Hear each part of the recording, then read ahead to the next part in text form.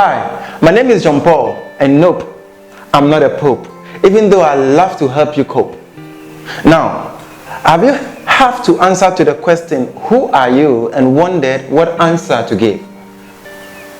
I have information for you. Stick and stay.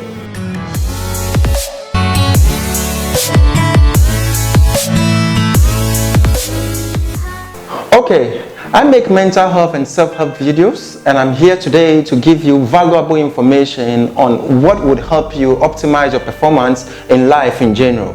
We are starting, but before we continue, just make sure you give me a like, share this information, give me a comment if you have anything to say concerning what I'm doing, and just so we can just build a community together. Now, who are you? I recall many years ago in university, my philosophy lecturer had to ask me this question. Not just I, together with other students, who do you think you are? Who are you? We took turns in answering this question. Everyone then mentioned his or her name and said that was who they are. We were about 124 students in the lecture hall, and at the end of it all, our lecturer told us none of us was right. Who are you? This is a question that most people do not find right answers to. You will be tempted to mention your name as who you are, but no. The fact that you have a bottle of water in your hand does not make the water any kind of water. Note that your name is just a tag that lets us know how to identify you amongst a lot of people. So who you are is very much more than just how you are called. Well, I'm John Paul, the mouthpiece, but that is not who I am.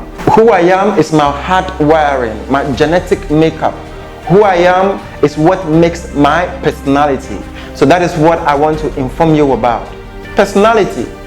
Now, this is a subject that is very extensive and has not been covered by every psychologist in any way they have tried. Like you may hear, you see, many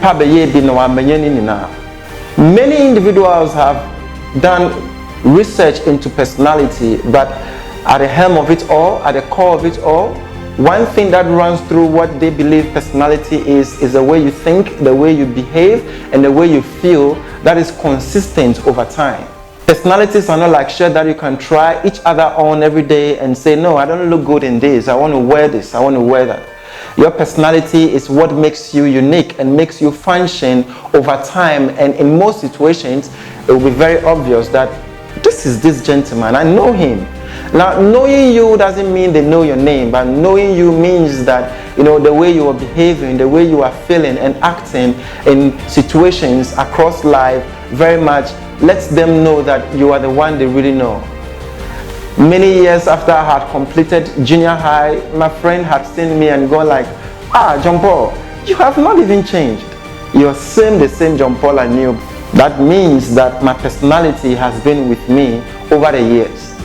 But the question I want to ask you now is that, where does personality even comes from? Are you born with it?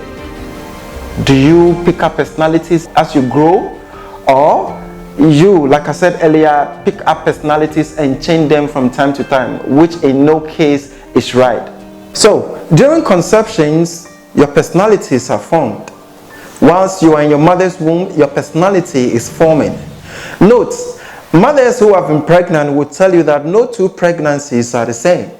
There are some babies who are in their mother's womb and kicking, looking so erratic in there. There are others too who just lie still until they reach full term and are delivered. Now, after babies are born, you can tell for sure that, you know, the way they behave right at birth, which progresses along the life course perspective, just changes. But even before we get to the adulthood, let's take it right back after babies are born. You can agree with me that some babies are very happy in nature. Others too are very dull, present themselves differently. You can see a cheerful baby and not so cheerful baby. You can see a very sleepy baby and not so, and one who is unable to even sleep and make the mother sleep at night. All of those are things that come with a baby when they are born. But after you are born, the very first place that your personality begins to develop is the immediate family. Let's take look at this scenario. Two babies have been born. One into a loving home, a very warm home, and one into a home that is very hostile and chaotic. A home that is loving is very much going to nourish this baby and make sure that the child gets everything that the child wants. And in the other home, where the home is very chaotic and unnurturing, you agree that a mother would very much neglect a child and not give it the care that it requires. Mind you, we are what we are today because of our thoughts of yesterday, and we shall be what we will be tomorrow because of our thoughts of today. I'm coming to a point where I want you to know that your personality started developing the very day that you were born. The reason why we have what we refer to as personality development. This is something that you engage in consciously after you found out what you are made of and want to make adjustments to your person. So there are a lot of theories that tries to explain who you are. Now, one name that comes to mind readily is the man, what is his name? That is Sigmund Freud. Another name is Erik Erikson. Well, we can talk about Jean Piaget and a few other individuals. But one thing that is focal to these three individuals is the fact that who you are develops over time, and you go through stages to finally have a personality that you are proud of. Erik Erikson lets us understand that from infancy through to late adulthood, there are some conflict that arises within the individual. That comes in some traits that the person develops along the life course perspective. So as an infant, you want to ensure that you are developing trust or mistrust at that stage. You are developing trust when the home that you are being raised in is well nurturing and giving you everything that you need at the time. The home that makes you feel like, yes, I feel happy that I'm being born. Right? But you develop mistrust when you are neglected. When a baby cries, the mother is not giving the baby the breast milk that she needs to just maybe get some sleep, or the clothing that the child needs just so the child can feel warm. Right? The child is developing mistrust when things are going wrong. All throughout to the very last stage where the individual develops ego integrity, where the person has gone through all the stages right, or the person develops despair when the individual has had a very tumultuous life growing up, meaning that the person would, as an adult, if you may have come across an elderly person who just sits and then bursts into crying spells and blaming other people for things that are happening to them, that person may be in despair. We shall take the nitty-gritties of the individual stages in later videos, but today I just needed to know that who you are is as a result of the kind of life you had once you were born.